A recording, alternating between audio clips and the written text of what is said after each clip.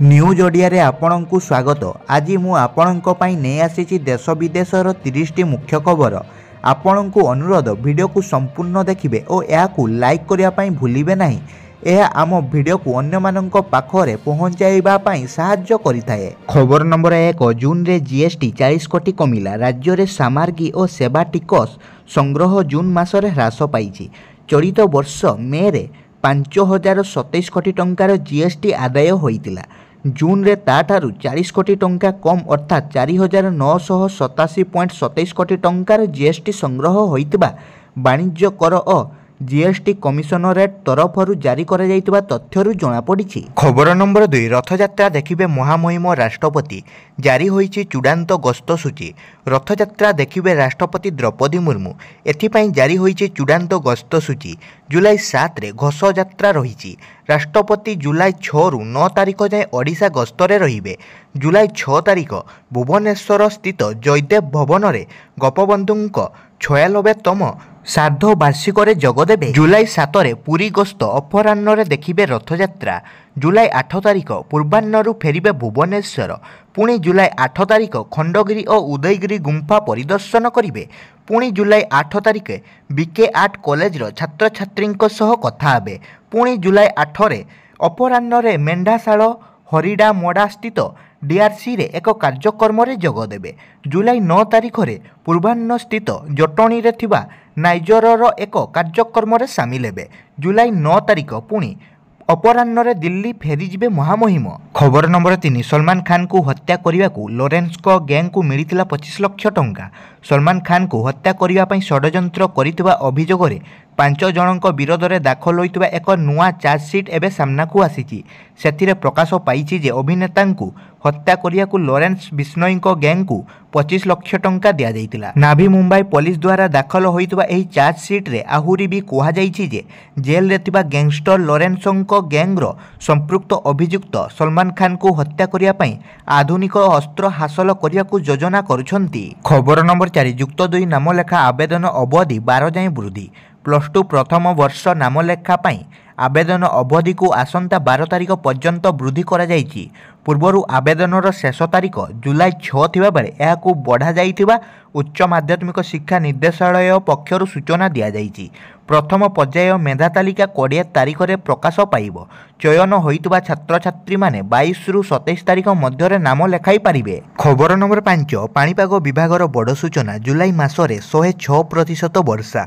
चलित वर्ष जून रे होइतबा भीषण गरम 123 वर्षर रेकर्ड भांगितबा बेले वर्षा मध्य लोकंकु निराश करितिला। किंतु जुलाई मासकु नै बड़ सूचना देइछि भारतीय पाणीपाग विभाग। जुलाई मासरे सामान्यरू अधिक वर्षा हेबा नै अनुमान करिछि विभाग। एही मासरे सारा देश रे 106% वर्षा हेबार संभावना रहिछि। तेबे पाणीपाग विभागर एही सूचना कृषक मानक पई भल खबर। कारण खरीफ फसल विशेष करी धान गछ बढ़िबार समय रे वर्षा भल हेले फसल भल हबो।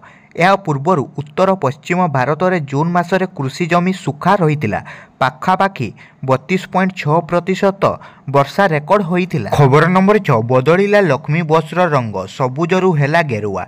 बीजेडी सरकार गरीब एवं मध्यवित्त श्रेणीर लोकंक पई आरंभ करितिला लक्ष्मी बस। तेबे चलित वर्ष साधारण निर्वाचनर फलाफल पर राज्य में बीजेपी सरकार गठन करिछि। तेबे लक्ष्मी बसर रंग वर्तमान बदली सबुजरू गेरुआ होइछि। ढेंकानाल बस स्टाण्ड भितर रहितबा प्राय 28 लाख बसर रंग को परिवर्तन करा जाई गेरुआ करा जाइछि। सरकार परिवर्तन पर बस चलाचल हेबनी बोली चर्चा चलिथिला। किंतु एही बस गुड़िक गरीबंक पई चलिबो बोली परिवहन मंत्री स्पष्ट करिसंती। किंतु बस गुड़िकर बीजेडी चिन्ह को हटा जिवो बोली कहिसंती। एपर्यंत 3टी बसर रंग को गेरुआ करा जाइछि। हेले ए नै आरटीओंक पाखरे कोनोसी सूचना नाही। एथिसह दायित्व रे थिबा ओएसआरसीटीसी मैनेजरंक पाखरे मध्य कोनोसी सूचना नाही। बस रंग बदलाइया पई किए अनुमति देइछि ताहा मध्य ए पर्यंत जणा पड़िनी। खबर नंबर 7 नकली डाक्तरंक जांच पई सरकार देले निर्देश। राज्य रे नकली डाक्तरंक जांच कड़ाकड़ी करिवा पई राज्य सरकार समस्त जिला मुख्य चिकित्साधिकारी मानंकु निर्देश देइछंती। राउरकेला सरकारी हॉस्पिटल रे जणे नकली डाक्तर धरा पड़िया परे राज्य स्वास्थ्य और परिवार कल्याण सचिव ଶାଳିନୀ ପଣ୍ଡିତ ଏହି ନିର୍ଦ୍ଦେଶ ଦେଇଥିବା ଜଣାପଡ଼ିଛି। ଖବର ନମ୍ବର 8 କେନିଆରେ ଥମୁନି ହିଂସା। କେନିଆରେ ସରକାର ଅଧିକ ଟ୍ୟାକ୍ସ ସଂଗ୍ରହ ପାଇଁ ନୂଆ ଟିକସ ବୃଦ୍ଧି ବିଲ୍ ଲାଗୁ କରିଥିଲେ। ତେବେ ଲୋକେ ଏହାକୁ ଜୋରଦାର ବିରୋଧ କରି ରାଜରାସ୍ତାକୁ ଓହ୍ଲାଇଥିଲେ। ଏପରିକି ବିକ୍ଷୋଭକାରୀମାନେ ସଂସଦ ଗୃହରେ ପଶି ନିଆଁ ଲଗାଇ ଦେଇଥିଲେ। ନୂଆ ଆୟକର ଆଇନକୁ ବିରୋଧ କରି ବିକ୍ଷୋଭ ପ୍ରଦର୍ଶନ ରହିଥିବା ବେଳେ 39 ଜଣଙ୍କ ମୃତ୍ୟୁ ହୋଇଥିବା ବେଳେ 361 ଆହତ ହୋଇଛନ୍ତି। ଏଥିସହ ଭାରତୀୟ ନାଗରିକଙ୍କ ପାଇଁ ଆଡଭାଇଜାରି ଜାରି କରିଛନ୍ତି। ଭାରତୀୟ ଉଚ୍ଚ ଆୟୋଗ କହିଛନ୍ତି କେନିଆରେ ରହୁଥିବା ଭାରତୀୟ ନାଗରିକମାନେ ଆପଡେଟ୍ ପାଇଁ ସ୍ଥାନୀୟ ଖବର ଅନୁସରଣ କରିବା ଉଚିତ। ମିଶନ ୱେବସାଇଟ୍ ଓ ସୋସିଆଲ ମିଡ଼ିଆ ପାଳନ ବ୍ୟବହାର କରିବା ଉଚିତ। ସରକାରୀ ରିପୋର୍ଟ ଅନୁସାରେ କେନିଆରେ ବର୍ତ୍ତମାନ ପ୍ରାୟ 20,000 ଭାରତୀୟ ରହୁଛନ୍ତି। ତେବେ ପରିସ୍ଥିତି ସୁଧାରିବା ପର୍ଯ୍ୟନ୍ତ ସେ ସବୁରୁ ଦୂରେଇ ରହିବାକୁ ଭାରତୀୟ ନାଗରିକମାନଙ୍କୁ କୁହାଯାଇଛି। ଖବର ନମ୍ବର 9 ଆଉ ମନ ଇଚ୍ଛା କାଟି ପାରିବେନି ତାଳଗଛ। ମନ ଇଚ୍ଛା କାଟି ପାରିବେନି ତାଳଗଛ। ତାଳଗଛ କାଟିବାକୁ ହେଲେ ବନ ବିଭାଗଠୁ ନେବାକୁ ପଡ଼ିବ ଅନୁମତି। ଏମିତିକି ନିଜ ବାଡ଼ିରେ ଥିବା ତାଳଗଛ କାଟିବାକୁ ବି ନେବାକୁ ପଡ଼ିବ ଅନୁମତି। ମନ ଇଚ୍ଛା ତାଳଗଛ କାଟିଲେ କାର୍ଯ୍ୟାନୁଷ୍ଠାନ ହେବ। ରାଜ୍ୟରେ ବଢ଼ୁଥିବା ବଜ୍ରପାତ ଜନିତ ମୃତ୍ୟୁକୁ ଦୃଷ୍ଟିରେ ରଖି ଏଭଳି ନିଷ୍ପତ୍ତି ନେଇଛି ବନ ବିଭାଗ। ପ୍ରଧାନ ମୁଖ୍ୟ ବନ ସଂରକ୍ଷକ ଦେବୀଦତ୍ତ ବିଶ୍ୱାଳ ଏହି ସୂଚନା ଦେଇଛନ୍ତି। ଖବର ନମ୍ବର 10 ଶ୍ରୀମନ୍ଦିରକୁ ଭିଆଇପିଙ୍କୁ ମନା। 6 ତାରିଖରେ ଓଡ଼ିଶା ଗସ୍ତରେ ଆସିବେ ରାଷ୍ଟ୍ରପତି ଦ୍ରୌପଦୀ ମୁର୍ମୁ। ଏଥିସହ ସେ 7 ତାରିଖରେ ଆୟୋଜିତ ହେବାକୁ ଥିବା ବିଶ୍ୱ ପ୍ରସିଦ୍ଧ ରଥଯାତ୍ରାରେ ଯୋଗଦେବେ। ରାଷ୍ଟ୍ରପତିଙ୍କ ଗସ୍ତକୁ ଦୃଷ୍ଟିରେ ରଖି ପୁରୀରେ ସୁରକ୍ଷା ବ୍ୟବସ୍ଥାକୁ କଡ଼ାକଡ଼ି କରାଯିବ। ଏହି ଅବସରରେ ମନ୍ଦିର ଭିତରକୁ ଭିଆଇପିଙ୍କ ପ୍ରବେଶକୁ ବାରଣ କରାଯାଇଛି। ଏନେଇ ସୂଚନା ଦେଇଛନ୍ତି ଆଇନମନ୍ତ୍ରୀ ପୃଥ୍ୱୀରାଜ ହରିଚନ୍ଦନ। ଆଇନମନ୍ତ୍ରୀ କହିଛନ୍ତି ରଥଯାତ୍ରାକୁ ଶୃଙ୍ଖଳିତ କରିବାକୁ ସବୁ ପ୍ରକାରର ବ୍ୟବସ୍ଥା କରାଯାଉଛି। ବିଶେଷ କରି ଶୃଙ୍ଖଳା ଓ ମହିଳାଙ୍କ ସୁରକ୍ଷାକୁ ପ୍ରାଥମିକତା ଦିଆଯାଇଛି। ଖବର ନମ୍ବର 11 ରାଜ୍ୟରେ ଖୋଲିବ ବନ୍ଦ ହୋଇ ପଡ଼ିଥିବା ସ୍କୁଲ। ରାଜ୍ୟରେ ଖୋଲିପାରେ ବନ୍ଦ ହୋଇ ପଡ଼ିଥିବା ସ୍କୁଲ। ବିଜେଡି ସରକାର ବନ୍ଦ କରି ଦେଇଥିବା ଅନେକ ସ୍କୁଲଗୁଡ଼ିକ ଖୋଲିପାରନ୍ତି ବିଜେପି ସରକାର। ଏମିତି କିଛି ଯୋଜନା ଚାଲିଛି ବୋଲି ମନ୍ତବ୍ୟ ଦେଇଛନ୍ତି ବିଦ୍ୟାଳୟ ଓ ଗଣଶିକ୍ଷା ମନ୍ତ୍ରୀ ନିତ୍ୟାନନ୍ଦ ଗଣ୍ଡ। ଏନେଇ ମନ୍ତ୍ରୀ କହିଛନ୍ତି ଯେଉଁଠି ପିଲାମାନଙ୍କୁ ଦୂର ସ୍ଥାନକୁ ଯିବାକୁ ପଡ଼ୁଛି, ଯେଉଁ ସ୍ଥାନରେ ଭୁଲ ରିପୋର୍ଟ ଜରିଆରେ ସ୍କୁଲ ବନ୍ଦ କରି ଦିଆଯାଇଛି, ସ୍ଥାନୀୟ ଲୋକଙ୍କର ଦାବି ଅଣଦେଖା କରାଯାଇଛି, ସେହିସବୁ ସ୍କୁଲଗୁଡ଼ିକୁ ଲୋକଙ୍କ ଆବଶ୍ୟକତାକୁ ଦୃଷ୍ଟିରେ ରଖି ସରକାର ପୁଣି ଥରେ ଖୋଲିବାକୁ ଯୋଜନା କରୁଛନ୍ତି। ସବୁକୁ ଯାଞ୍ଚ କରାଯିବ।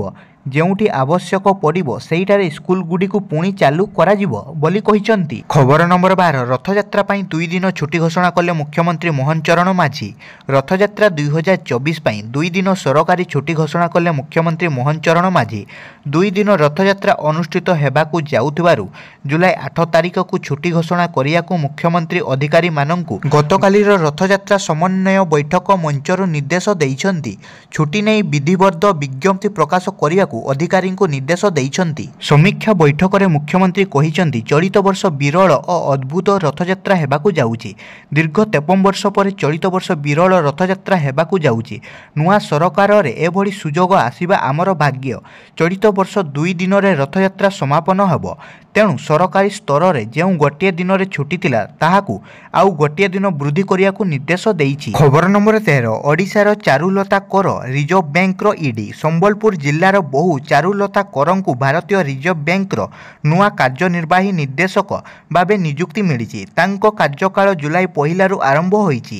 ଏହା ପୂର୍ବରୁ ଶ୍ରୀମତୀ କର ରିଜର୍ଭ ବ୍ୟାଙ୍କର ମାନବ ସମ୍ବଳ ବିଭାଗରେ ମୁଖ୍ୟ ମହାପ୍ରବନ୍ଧକ ଭାରପ୍ରାପ୍ତ ଭାବେ କାର୍ଯ୍ୟ କରୁଥିଲେ। ଖବର ନମ୍ବର 14 ଭାରତରେ ଚିକିତ୍ସା ପାଇଁ ବାଂଲାଦେଶରୁ ଆସୁଛନ୍ତି ଅଧିକ ରୋଗୀ।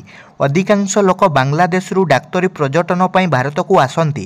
ଗଣମାଧ୍ୟମରେ ରିପୋର୍ଟ ଅନୁଯାୟୀ 2023 ମସିହାରେ ବାଂଲାଦେଶରୁ ଡାକ୍ତରୀ ପର୍ଯ୍ୟଟନ ପାଇଁ ଭାରତକୁ ଆସୁଥିବା ପର୍ଯ୍ୟଟକଙ୍କ ସଂଖ୍ୟା ଯଥେଷ୍ଟ ବୃଦ୍ଧି ପାଇଛି। ଗତବର୍ଷ ଡାକ୍ତରୀ ପର୍ଯ୍ୟଟନ ପାଇଁ ବାଂଲାଦେଶରୁ ଭାରତକୁ ଆସୁଥିବା ପର୍ଯ୍ୟଟକଙ୍କ ସଂଖ୍ୟା 48% ବୃଦ୍ଧି ପାଇଛି। ଶସ୍ତା ଚିକିତ୍ସା ତଥା ଭାଷାଗତ ସମାନତା ଏବଂ ଉନ୍ନତ ସଂଯୋଗ ହେତୁ ବାଂଲାଦେଶରୁ ଡାକ୍ତରୀ ପର୍ଯ୍ୟଟନ ପାଇଁ ଭାରତକୁ ଆସୁଥିବା ଲୋକଙ୍କ ସଂଖ୍ୟା ବୃଦ୍ଧି ପାଉଛି। ଚିକିତ୍ସା ପାଇଁ ବାଂଲାଦେଶରୁ ଭାରତକୁ ଆସୁଥିବା ଲୋକଙ୍କ ସଂଖ୍ୟା 4,49,570କୁ ବୃଦ୍ଧି ପାଇଛି। ଖବର ନମ୍ବର 15 1965 ଓ 1971 ଯୁଦ୍ଧରେ ନିଖୋଜ 38 ଯବାନଙ୍କ ତାଲିକା ଭାରତକୁ ହସ୍ତାନ୍ତର କଲା ପାକିସ୍ତାନ। 1965 ଏବଂ 1971 ଯୁଦ୍ଧରେ ନିଖୋଜ ହୋଇଯାଇଥିବା ପ୍ରତିରକ୍ଷା କର୍ମଚାରୀଙ୍କ ତାଲିକା ଭାରତକୁ ହସ୍ତାନ୍ତର କରିଛି ପାକିସ୍ତାନ। ଭାରତ ଏବଂ ପାକିସ୍ତାନ ମଧ୍ୟରେ ଇସଲାମାବାଦରେ ସାଧାରଣ ନାଗରିକ ବନ୍ଦୀ ଏବଂ ମତ୍ସ୍ୟଜୀବୀଙ୍କ ତାଲିକା ବିନିମୟ ହୋଇଥିବା ଏଥିରେ କୁହାଯାଉଛି। ପାକିସ୍ତାନ ଜେଲରେ ଥିବା 254 ଜଣ ଭାରତୀୟ କିମ୍ବା ସାଧାରଣ ନାଗରିକ କଏଦୀ ଏବଂ ମତ୍ସ୍ୟଜୀବୀଙ୍କ ତାଲିକା ପାକିସ୍ତାନ ଭାରତକୁ ହସ୍ତାନ୍ତର କରିଛି। ସେପଟେ 452 ଜଣ ପାକିସ୍ତାନୀ କିମ୍ବା ପାକିସ୍ତାନୀ ନାଗରିକ କଏଦୀ ଏବଂ ମତ୍ସ୍ୟଜୀବୀଙ୍କ ତାଲିକା ପାକିସ୍ତାନକୁ ଦେଇଛି ଭାରତ। ଖବର ନମ୍ବର 16, ପାଣ୍ଡିଆନଙ୍କ ସ୍ଥାନରେ ନବୀନଙ୍କ ବ୍ୟକ୍ତିଗତ ସଚିବ ଭାବେ ଏହି ବ୍ୟକ୍ତିଙ୍କୁ ମିଳିଲା ଦାୟିତ୍ୱ। ବିରୋଧୀ ଦଳ ନେତା ନବୀନ ପଟ୍ଟନାୟକଙ୍କ ବ୍ୟକ୍ତିଗତ ସଚିବ ଭାବେ ଆଦିତ୍ୟ ମହାପାତ୍ରଙ୍କୁ ନିଯୁକ୍ତି ଦିଆଯାଇଛି। ଏନେଇ ସାଧାରଣ ପ୍ରଶାସନ ବିଭାଗ ପକ୍ଷରୁ ବିଜ୍ଞପ୍ତି ଜାରି କରାଯାଇଛି। ପୂର୍ବରୁ ପୂର୍ବତନ ମୁଖ୍ୟମନ୍ତ୍ରୀଙ୍କ ଅତିରିକ୍ତ ସଚିବ ଥିଲେ ଆଦିତ୍ୟ। ସୂଚନାଯୋଗ୍ୟ, ନବୀନ ପଟ୍ଟନାୟକ ଯେତେବେଳେ ମୁଖ୍ୟମନ୍ତ୍ରୀ ଥିଲେ ସେତେବେଳେ ଆଇଏଏସ୍ କାର୍ତ୍ତିକ ପାଣ୍ଡିଆନଙ୍କୁ ବ୍ୟକ୍ତିଗତ ସଚିବ ଭାବେ ନିଯୁକ୍ତି କରାଯାଇଥିଲା। ଖବର ନମ୍ବର 17, ଚୀନ ବ୍ୟାଡମିଣ୍ଟନ ଖେଳାଳି ଝାଙ୍ଗ ଝିଝିଙ୍କର ମୃତ୍ୟୁ। କ୍ରୀଡ଼ା କ୍ଷେତ୍ରରେ ଆସିଛି ଏକ ବଡ଼ ଦୁଃଖ ଖବର। ଜଣେ 17 ବର୍ଷୀୟ ବ୍ୟାଡମିଣ୍ଟନ ଖେଳାଳି ବ୍ୟାଡମିଣ୍ଟନ କୋର୍ଟରେ ପଡ଼ିଯିବା ଫଳରେ ତାଙ୍କର କାର୍ଡିଆକ୍ ଅରେଷ୍ଟରେ ମୃତ୍ୟୁ ଘଟିଛି। ଚୀନର ବ୍ୟାଡମିଣ୍ଟନ ଖେଳାଳି ଝାଙ୍ଗ ଝିଝି ବ୍ୟାଡମିଣ୍ଟନ କୋର୍ଟରେ ପଡ଼ିଯାଇ କାର୍ଡିଆକ୍ ଅରେଷ୍ଟରେ ମୃତ୍ୟୁବରଣ କରିଛନ୍ତି। ରବିବାର ଦିନ ବିଳମ୍ବିତ ରାତିରେ ଏହି ଅଘଟଣ ଘଟିଥିଲା। ଭାରତୀୟ ବ୍ୟାଡମିଣ୍ଟନ ତାରକା ପିଭି ସିନ୍ଧୁ ଝାଙ୍ଗଙ୍କ ମୃତ୍ୟୁରେ ଗଭୀର ଶୋକ ବ୍ୟକ୍ତ କରିଛନ୍ତି। ଖବର ନମ୍ବର 18, ସମସ୍ତ ଭତ୍ତା ହେବ 3000 ଟଙ୍କା। ପ୍ରସ୍ତୁତି ଚାଲିଛି। ରାଜ୍ୟରେ ସମସ୍ତ ଭତ୍ତା 3000 ଟଙ୍କା ବୃଦ୍ଧି ନେଇ ନିଷ୍ପତ୍ତି ହୋଇଛି। ଏନେଇ ପ୍ରସ୍ତୁତି ଚାଲିଥିବା ସାମାଜିକ ସଶକ୍ତିକରଣ ମନ୍ତ୍ରୀ ନିତ୍ୟାନନ୍ଦ ଗଣ୍ଡ ସୂଚନା ଦେଇଛନ୍ତି। ବାର୍ଦ୍ଧକ୍ୟ, ବିଧବା, ଦିବ୍ୟାଙ୍ଗ ଭତ୍ତା 3000 ଟଙ୍କା ବୃଦ୍ଧି ହେବ ବୋଲି ପ୍ରସ୍ତୁତି ଚାଲିଛି। ମନ୍ତ୍ରୀ କହିଛନ୍ତି ଯେ ବଜେଟରେ କେତେ ଆସୁଛି ଦେଖିବୁ, ଅର୍ଥ ବିଭାଗର କ୍ଲିୟରାନ୍ସ ନେବୁ ଏବଂ ପରବର୍ତ୍ତୀ ପର୍ଯ୍ୟାୟରେ ଏହାକୁ କାର୍ଯ୍ୟକାରୀ କରିବୁ। ଖବର ନମ୍ବର 19, ବିଜୟ ମାଲ୍ୟାଙ୍କ ବିରୋଧରେ ଜାମିନ ବିହୀନ ପରୱାନା ଜାରି। ପଳାତକ ବ୍ୟବସାୟୀ ବିଜୟ ମାଲ୍ୟାଙ୍କ ବିରୋଧରେ ଜାମିନ ବିହୀନ ପରୱାନା ଜାରି ହୋଇଛି। ବିଜୟ ମାଲ୍ୟାଙ୍କ ବିରୋଧରେ ଇଣ୍ଡିଆନ୍ ଓଭରସିଜ୍ ବ୍ୟାଙ୍କ ସହ ଜଡ଼ିତ 180 କୋଟି ଟଙ୍କାର ଋଣ ପରିଶୋଧ ନ କରିବା ମାମଲାରେ ମୁମ୍ବାଇର ଏକ ସ୍ୱତନ୍ତ୍ର ଅଦାଲତ ଏହି ଜାମିନ ବିହୀନ ପରୱାନା ଜାରି କରିଛନ୍ତି। ଜୁନ୍ 29ରେ କୋର୍ଟ ମାଲ୍ୟାଙ୍କ ବିରୋଧରେ NBW ଜାରି କରିଥିଲେ, କିନ୍ତୁ ସୋମବାର ଏହାର ଆଦେଶ ଉପଲବ୍ଧ ହେଲା। ଖବର ନମ୍ବର 20, ଆମେ ଆସିଲେ ହଟାଇଦେବୁ EVM ଅଖିଲେଶ। ମଙ୍ଗଳବାର ଲୋକସଭାରେ ସମାଜବାଦୀ ପାର୍ଟିର ମୁଖ୍ୟ ଅଖିଲେଶ ଯାଦବ ବିରୋଧୀ ଦଳର ନେତୃତ୍ୱ ନେଉଥିବା ବେଳେ ନରେନ୍ଦ୍ର ମୋଦି ସରକାର ଉପରେ ଖୁବ୍ ବର୍ଷିଛନ୍ତି। ଏହି ସମୟରେ ସେ EVM ବିଷୟରେ ମଧ୍ୟ ପ୍ରଶ୍ନ ଉଠାଇଥିଲେ ଏବଂ କହିଥିଲେ ଯେ ଇଲେକ୍ଟ୍ରୋନିକ୍ ଭୋଟିଂ ମେସିନ୍ ବା EVM ସମ୍ପୂର୍ଣ୍ଣ ନ ହଟିବା ପର୍ଯ୍ୟନ୍ତ ତାଙ୍କର ସଂଗ୍ରାମ ଜାରି ରହିବ ଏବଂ ଯଦି ସେ କ୍ଷମତାକୁ ଆସନ୍ତି ତେବେ ସେ EVM ହଟାଇଦେବେ। ରାଷ୍ଟ୍ରପତି ଦ୍ରୌପଦୀ ମୁର୍ମୁଙ୍କ ଅଭିଭାଷଣ ଉପରେ ଲୋକସଭାରେ ଆଲୋଚନା ବେଳେ ଅଖିଳେଶ ଯାଦବ ମଙ୍ଗଳବାର ଏହା କହିଛନ୍ତି। ଏହି ସମୟରେ ସେ କହିଛନ୍ତି, ଗତକାଲି ମଧ୍ୟ EVM ଉପରେ କୌଣସି ବିଶ୍ୱାସ ନଥିଲା ଏବଂ ଆଜି ବି ବିଶ୍ୱାସ ନାହିଁ।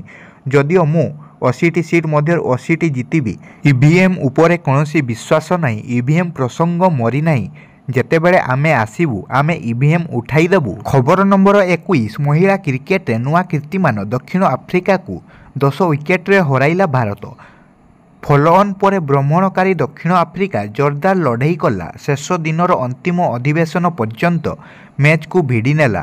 ହେଲେ ଭାରତୀୟ ଖେଳାଳି ନିଜ ଭାବନା ଉପରେ ନିୟନ୍ତ୍ରଣ ରଖି ଭ୍ରମଣକାରୀ ଦକ୍ଷିଣ ଆଫ୍ରିକା ଧାର୍ଯ୍ୟ କରିଥିବା ମାତ୍ର 37 ରନ୍ର ବିଜୟ ଲକ୍ଷ୍ୟକୁ ବିନା କ୍ଷତିରେ ହାସଲ କରି ଚେନ୍ନାଇ ଟେଷ୍ଟକୁ 10 ୱିକେଟରେ ଜିତିଛନ୍ତି। ଫଳରେ ଗୋଟିଏ ମ୍ୟାଚ୍ ବିଶିଷ୍ଟ ଶୃଙ୍ଖଳା ଭାରତ 1-0ରେ ଜିତିନେଲା। ସେହିଭଳି ଗତ 7 ମାସ ଭିତରେ ଭିନ୍ନ ଭିନ୍ନ ଦଳ ବିପକ୍ଷରେ ଖେଳିଥିବା 3ଟି ଯାକ ଟେଷ୍ଟ ଜିତି ହ୍ୟାଟ୍ରିକ୍ ବିଜୟର ମାଇଲଖୁଣ୍ଟ ଛୁଇଁଲା ଭାରତ।